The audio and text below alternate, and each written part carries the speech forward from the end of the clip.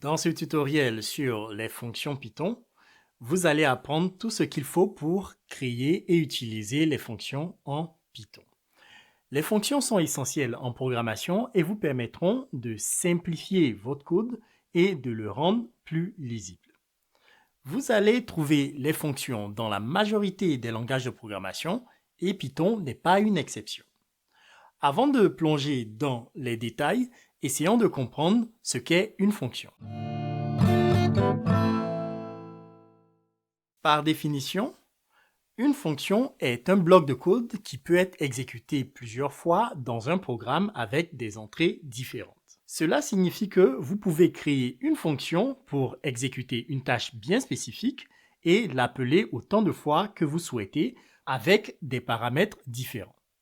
Pour vous montrer la puissance des fonctions, voici une fonction qui implémente le jeu Trouver le nombre. Le but de ces fonctions est que l'utilisateur puisse trouver un nombre qui est généré au hasard par l'ordinateur. Comme vous pouvez le voir, cette fonction contient plusieurs lignes de code, mais ce qui est magique, c'est que pour utiliser cette fonction, il vous suffit d'utiliser la syntaxe suivante pour pouvoir jouer au jeu complet. Après cette vidéo, vous comprendrez exactement comment est-ce que ce code est structuré et saurez comment créer vos propres fonctions.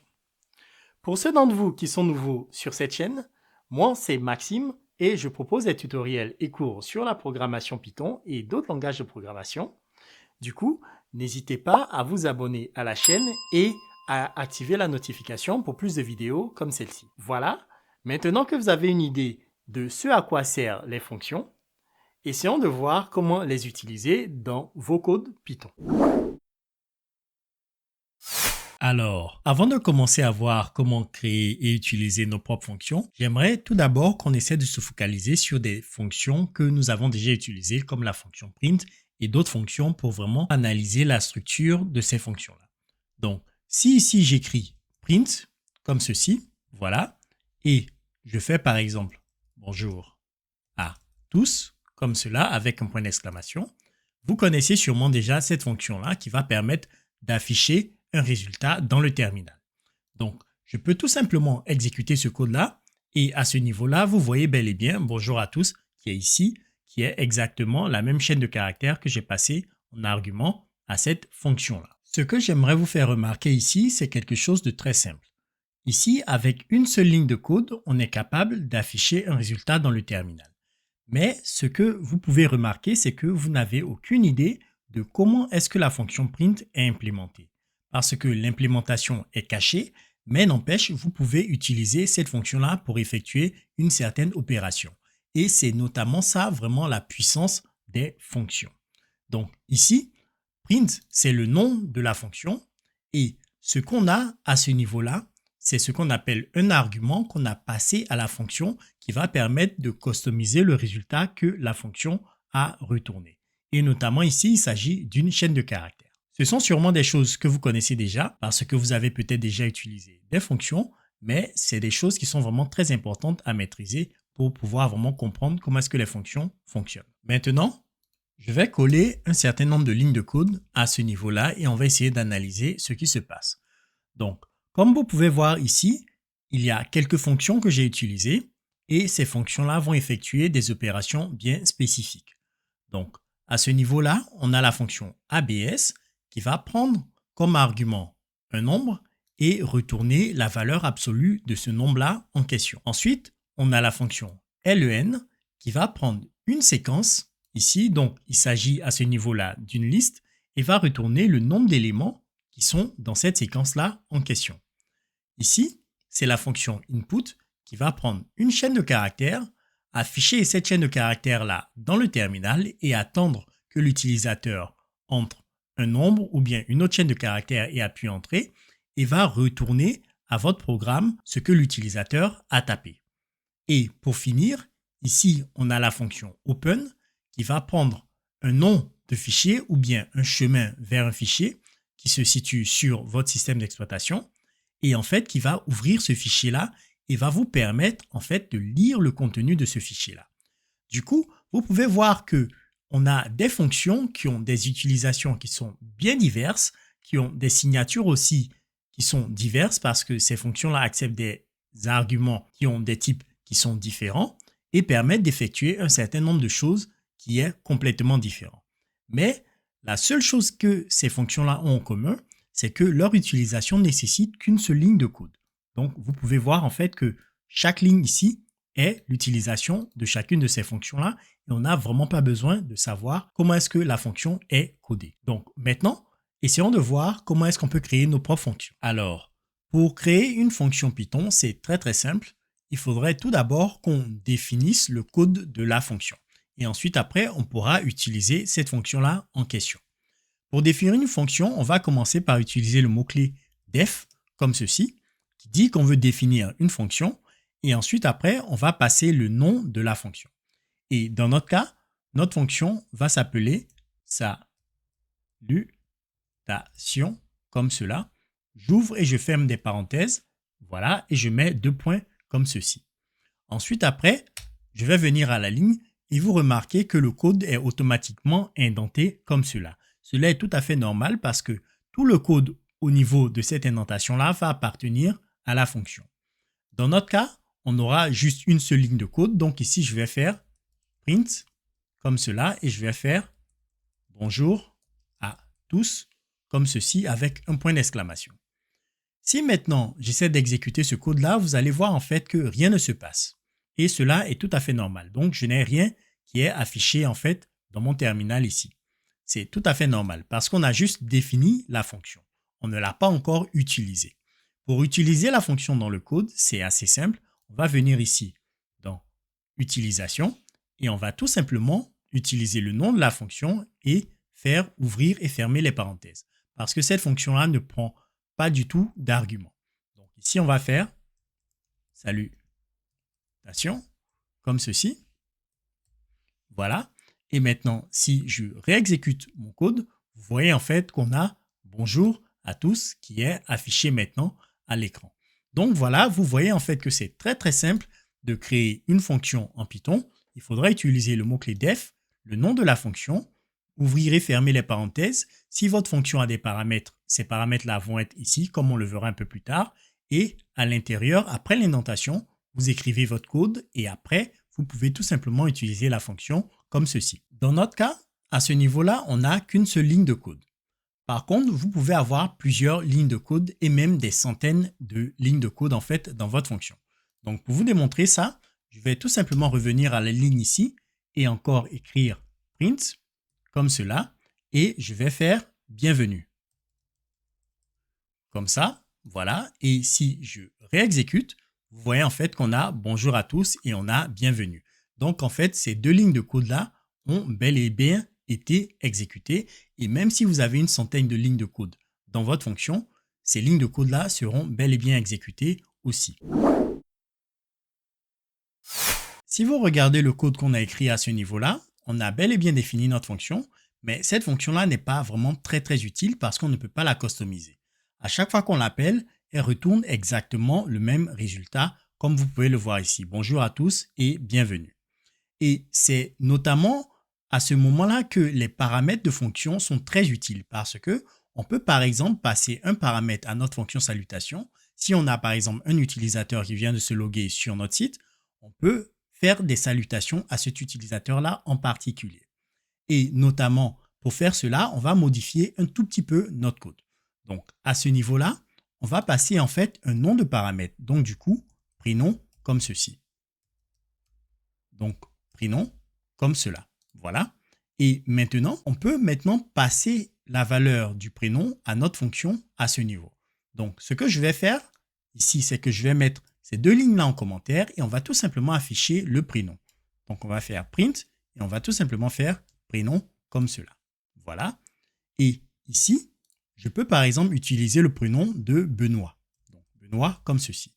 Maintenant, si j'exécute, vous allez voir en fait qu'on a Benoît qui est affiché dans le terminal. Et en fait, ce Benoît-là vient de cette ligne de code-là dans notre fonction. Donc, ce qui vient de se passer, c'est que en passant cet argument, donc ici, les valeurs qu'on passe dans la fonction lors de l'utilisation, ce sont des arguments. Par contre, ici, le nom de variable, c'est un paramètre. C'est quelque chose qui est quand même assez difficile à comprendre et fait souvent confusion. Donc ici, arguments, ce sont les choses qu'on passe à notre fonction lorsqu'on les utilise. Et en fait, le paramètre, c'est en fait le nom qu'on utilise lors de la définition de la fonction. Donc ici, vous voyez bel et bien que Benoît ici est transmis à notre fonction. Et en fait, à ce niveau-là, on affiche Benoît dans le terminal, dans notre fonction. Donc, ce qu'on peut maintenant faire, c'est qu'on peut supprimer cette ligne-là comme ceci. Voilà, enlever les commentaires et ici utiliser un f-string comme cela. Et ensuite, après, ici, on va faire bonjour Benoît. Et donc, on va utiliser à ce niveau-là, voilà, comme ceci. Et on va mettre en fait notre paramètre, donc prénom comme cela. Donc, ce qui va se passer, c'est que lorsqu'on met Benoît ici, Benoît va être transmis à notre fonction et le f-string va permettre en fait de récupérer la valeur de prénom et de l'afficher dans notre chaîne de caractères à ce niveau. Donc maintenant, si j'exécute, vous allez voir qu'on a ici « Bonjour Benoît, bienvenue ». Et c'est vraiment pas mal. Je peux changer par exemple le nom ici en Roger, comme cela. Et maintenant, si j'exécute, vous voyez qu'on a « Bonjour Roger, bienvenue ». Notre fonction est un peu plus utile en fait que celle qu'on avait initialement. Donc, c'est vraiment pas mal. Maintenant, vous pouvez remarquer que notre fonction utilise un seul paramètre, mais on peut passer autant de paramètres qu'on souhaite au niveau de la définition de notre fonction. Donc, dans notre cas, on a juste passé le prénom, mais on peut aussi passer le nom et l'âge de notre utilisateur. Donc, ici, on va modifier le code et passer ici le nom de l'utilisateur comme ceci. Voilà, donc si vous voulez passer plusieurs paramètres à votre fonction, vous allez en fait utiliser un premier paramètre, mettre une virgule et utiliser un deuxième ici. Donc, au niveau de mon f-string, je peux tout simplement venir ici, voilà, et faire ceci et mettre en fait notre nom à ce niveau-là. Donc, normalement, si j'exécute ce code-là, on devrait avoir bonjour, prénom et le nom qui est affiché. Mais vous allez voir en fait qu'on a un message d'erreur. Et si j'exécute, vous voyez en fait qu'on a un message d'erreur. Et le message d'erreur dit en fait que salutation is missing one required positional argument. Ce qui est tout à fait normal parce que lors de l'utilisation, ici, on passe qu'un seul argument qui est Roger, qui est le prénom. Donc, vous voyez en fait que à ce niveau-là, il y a un problème. Donc, il faut qu'on passe un deuxième argument ici. Donc, je vais dire Roger Béranger, comme ceci. Et maintenant, si j'exécute, vous voyez en fait qu'on a maintenant bonjour Roger Béranger, bienvenue qui est affiché. Donc, c'est comme ça que vous pouvez passer plusieurs arguments à votre fonction. Du coup, ici, on peut améliorer le code encore et passer en fait âge à ce niveau-là. Donc, je vais vous laisser un tout petit peu de temps pour que vous puissiez le faire. Voilà, vous pouvez maintenant mettre la vidéo en pause et essayer de le faire. Et ensuite, après, je vous montrerai la solution. Voilà, j'espère que vous avez réussi à en fait modifier la fonction pour ajouter l'âge de notre utilisateur. Donc, pour faire cela, à ce niveau-là, je vais revenir ici et rajouter âge, comme ceci. Et je peux venir dans ma fonction print et je vais faire cela, utiliser des guillemets comme ceci et je vais faire âge, voilà, ici. Et ensuite, après, à ce niveau-là, je dois passer en fait l'âge de mon utilisateur. Donc, je vais mettre peut-être 25 comme ceci.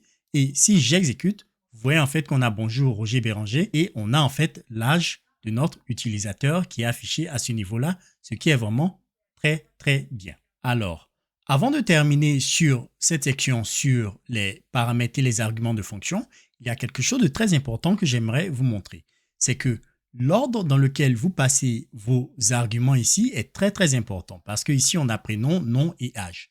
Si ici, j'essaie de changer en fait ces deux valeurs-là, vous allez voir en fait que ici, on aura le nom qui sera affecté, 25 plutôt sera affecté au nom et en fait, Béranger sera affecté à l'âge, ce qui n'est pas idéal. Donc, vous pouvez voir le résultat qu'on a ici.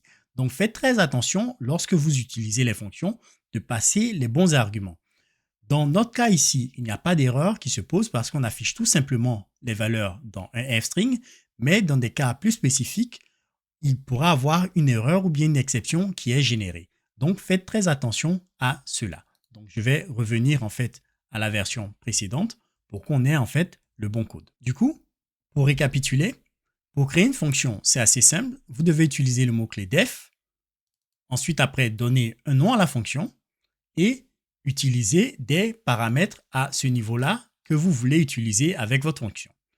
Et ensuite, après, vous définissez le code de votre fonction en utilisant ces paramètres-là. Et maintenant, au niveau de l'utilisation, vous utilisez le nom de votre fonction et vous passez des arguments à votre fonction qui correspond aux paramètres en question et vous aurez le résultat escompté. Ici, j'ai créé une fonction qui va permettre à un utilisateur de se loguer et d'afficher un message de bienvenue. Donc, on va afficher bienvenue avec le prénom de l'utilisateur et en fait le pays dans lequel l'utilisateur est. Donc, à ce niveau-là, j'utilise la fonction donc login Benoît de France et ici, voici le message qui est affiché. Bienvenue Benoît de France. Maintenant, je vais vous montrer comment est-ce que les arguments nommés fonctionnent. Comme vous pouvez le voir ici, on a des paramètres qui sont utilisés pour notre fonction, mais supposez qu'on n'a pas la définition de cette fonction-là. Donc, du coup, on n'a pas du tout cette définition-là. Donc, lorsque vous utilisez la fonction à ce niveau-là, vous pouvez par exemple être confus et vous demander quel paramètre dois-je utiliser à quelle position. Et c'est à ce moment-là que les arguments nommés sont très utiles parce que vous pouvez utiliser les noms de paramètres qu'il y a ici, les positionner à ce niveau-là lorsque vous utilisez votre fonction. Et si vous revenez un peu plus tard et relisez votre code, vous allez facilement comprendre en fait quels sont les paramètres que cette fonction-là attend. Donc, à ce niveau-là, ce code-là, il fonctionne. Mais encore mieux, vous pouvez faire ceci. Vous pouvez tout simplement dire en fait que le paramètre pays, en fait ici, donc pays comme ceci, est égal à France comme cela. Donc vous voyez que ceci est beaucoup plus lisible. Et si j'appuie exécuter, vous allez voir que le code fonctionne de la même manière, mais en fait, ici on a une meilleure lisibilité du code. Alors, comme vous l'avez sûrement déjà deviné, on peut faire exactement la même chose pour le premier argument, donc Benoît.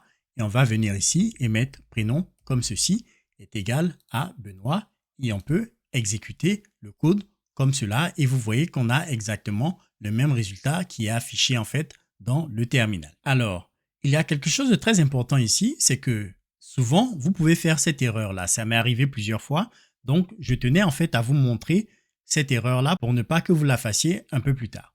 Donc à ce niveau là, on peut passer le nom du paramètre et spécifier l'argument ici. Donc, ce que on peut être tenté de faire, c'est qu'on peut dire, OK, on va le faire pour le premier paramètre, mais pas le faire pour le deuxième paramètre. Et vous voyez en fait qu'à ce niveau-là, il y a une erreur ici. Donc, ce qui est autorisé, c'est que vous pouvez faire cela pour les paramètres de droite, mais en fait, vous ne pouvez pas le faire pour les paramètres qui sont à gauche. Donc, je m'explique. Donc, à ce niveau-là, on peut faire ceci. Donc, ici, parce qu'il s'agit en fait du dernier paramètre qui utilise les arguments nommés. Voilà. Mais vous ne pouvez pas faire la même chose en fait pour le premier paramètre parce que dès que vous commencez à utiliser les arguments nommés, vous devez continuer à utiliser les arguments nommés pour les prochains paramètres comme vous pouvez le voir ici. Et ce code-là en fait est absolument valide. Donc faites très attention en fait lorsque vous utilisez les arguments nommés. Une fois que vous commencez à les utiliser pour les paramètres qui suivent. Pour finir cette partie, il y a quelque chose de très utile lorsque vous définissez vos fonctions. Vous pouvez par exemple passer des valeurs par défaut à vos paramètres ici. Donc si on sait que nos utilisateurs sont en France, on peut automatiquement définir le pays et utiliser login avec le nom de l'utilisateur pour utiliser notre fonction. Donc pour faire cela, on peut tout simplement faire ici égal à France, comme ceci. Et à ce niveau-là, on n'a plus du tout besoin de spécifier le pays comme cela. Et si j'exécute, vous allez voir en fait qu'on a bienvenue Benoît de France. Voilà, je peux par exemple changer cela pour Espagne et je vais exécuter et vous avez bienvenue Benoît de Espagne. Bon, ici il faudrait utiliser des apostrophes, mais vous comprenez vraiment le principe. Et en fait, ceci est vraiment très très utile si vous avez en fait une valeur par défaut pour vos paramètres. Il y a principalement deux types de fonctions Python que vous allez souvent rencontrer. Il y a tout d'abord des fonctions qui effectuent des opérations et il y a d'autres fonctions qui vont retourner un résultat que vous pouvez réutiliser dans votre code. Jusqu'à présent, on a uniquement vu des fonctions qui effectuent des opérations, même si on affichait des choses dans le terminal. en fait, ces fonctions-là ne retournent pas une valeur qui est utile, qu'on peut réutiliser dans le code. Je vais prendre par exemple une fonction qui va calculer l'aire d'un rectangle. Cette fonction-là, en fait, on a besoin par exemple de retourner des informations dans le code pour utiliser cette aire-là pour effectuer d'autres calculs un peu plus tard. Donc maintenant, je vais vous montrer comment faire pour retourner des valeurs avec une fonction. On va tout d'abord commencer par créer notre fonction. Donc ici, on va faire def, on va créer la fonction calculer l'aire d'un rectangle. Donc calculer r comme ceci, voilà. Et comme paramètre, on aura la longueur et la largeur de notre rectangle comme ceci. Voilà. Et ici, je peux définir une variable qui va s'appeler r et je peux faire longueur multipliée par largeur comme cela. Pour l'instant, on va tout simplement afficher le résultat dans le terminal. Voilà. Et maintenant, à ce niveau-là, je peux utiliser ma fonction et je vais faire calculer r et je vais passer 4 et 6 comme ceci. Maintenant, si j'exécute le code, vous allez voir en fait qu'à ce niveau-là, on a 24 qui est bel et bien 4 fois 6. Maintenant, ce que j'aimerais faire, c'est que j'aimerais récupérer le résultat qu'on a ici dans une variable à ce niveau-là que je peux utiliser un peu plus tard dans mon code ici. Et pour faire cela notamment, on va en fait venir à ce niveau-là, on va supprimer cette ligne-là et on va utiliser le mot-clé return. Return comme ceci et on va passer en fait R comme cela. Donc return va dire que ce résultat-là, donc R, on veut le retourner, sortir le résultat de notre fonction. Et maintenant ici, on peut tout simplement mettre R comme ceci, égal, et cette variable R-là va contenir la valeur qui est retournée à ce niveau-là. C'est vrai qu'on a utilisé R ici, mais pour éviter en fait d'avoir des confusions, ce que je vais faire, c'est que je vais tout simplement couper ceci et je vais coller celui-là à ce niveau-là. Donc ici, on retourne la multiplication entre longueur et largeur, voilà, et ici, on va stocker ce résultat-là dans une variable R. Donc à ce niveau, si j'utilise la fonction print et que ici je fais l'air est, je vais mettre une virgule ici et faire R comme ceci. Voilà, et ici je vais peut-être mettre 2 points.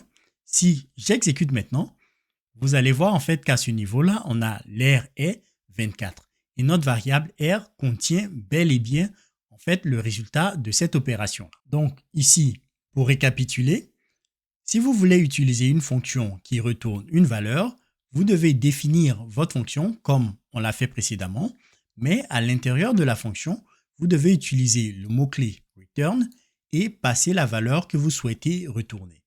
Et ensuite, après, lorsque vous utilisez la fonction, vous pouvez ici passer un nom de variable qui sera égal à votre fonction, passer les arguments ici, et en fait, le résultat sera stocké dans votre variable à ce niveau-là, comme on l'a ici. Maintenant, pour aller un peu plus loin, il y a quelque chose que j'aimerais vous montrer. Je vous ai dit qu'il y a deux types de fonctions, qu'il y a des fonctions qui font des opérations et qui ne retournent pas de valeur, mais en fait, ce n'est pas techniquement vrai. Parce que même si vous n'utilisez pas de mot-clé return, en fait, une fonction va toujours retourner une valeur comme on va le voir.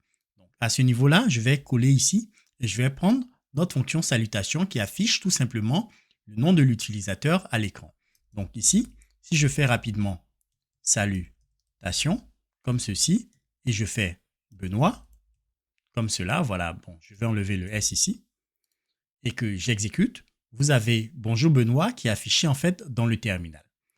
Par contre, si à ce niveau-là, je fais print, et j'essaie d'afficher la valeur qui est retournée par cette fonction-là, vous allez voir en fait que ici on a bonjour Benoît qui est toujours affiché. C'est tout simplement parce qu'à l'intérieur de la fonction, il y a la fonction print, mais à ce niveau-là, vous pouvez remarquer en fait qu'il y a none qui est affiché aussi. Et none en fait est ce que cette fonction-là, elle retourne. Donc si vous n'utilisez pas le mot-clé return dans votre fonction, en fait, none sera retourné automatiquement par Python. Et none, c'est un mot-clé Python qui veut dire en fait rien. Donc, c'est quelque chose qu'il faudrait aussi que vous sachiez. Lorsque vous travaillez avec des fonctions, il y a un concept qui est très important qui s'appelle la portée des variables. Et pour vous démontrer ce concept-là, j'ai ce code ici qui est affiché à l'écran. Donc, à ce niveau-là, j'ai défini une variable prénom qui est égale à Benoît. Voilà. Et ici, j'ai en fait une fonction salutation qui va utiliser la fonction print pour afficher bonjour avec prénom à ce niveau-là. Mais vous devez remarquer que à ce niveau, je n'ai pas spécifié de paramètre prénom ici. Et ensuite, après, j'appelle la fonction salutation et j'affiche tout simplement fin à ce niveau-là. Vous verrez pourquoi est-ce que j'ai affiché fin à ce niveau-là un peu plus tard. Donc, qu'est-ce que vous pensez qui va se passer ici? Est-ce que si j'essaie d'exécuter ce code-là va fonctionner ou bien est-ce qu'il y aurait une erreur? Donc, essayons et on va voir. Si j'exécute le code, vous voyez en fait qu'ici, il n'y a pas d'erreur et on a bonjour Benoît et on a fin. Donc, ce qui vient de se passer à ce niveau-là, c'est que la variable prénom a été remplacée par sa valeur Benoît qu'on a ici, ce qui est un peu logique parce que prénom est défini avant la définition de la fonction. Donc, du coup, normalement, la fonction doit avoir accès à prénom. Alors, maintenant, ce que je vais faire, c'est que je vais en fait ici utiliser un print comme cela. Et ensuite, après, je vais afficher le nom de prénom comme ceci. Voilà, je vais afficher la variable prénom à ce niveau-là.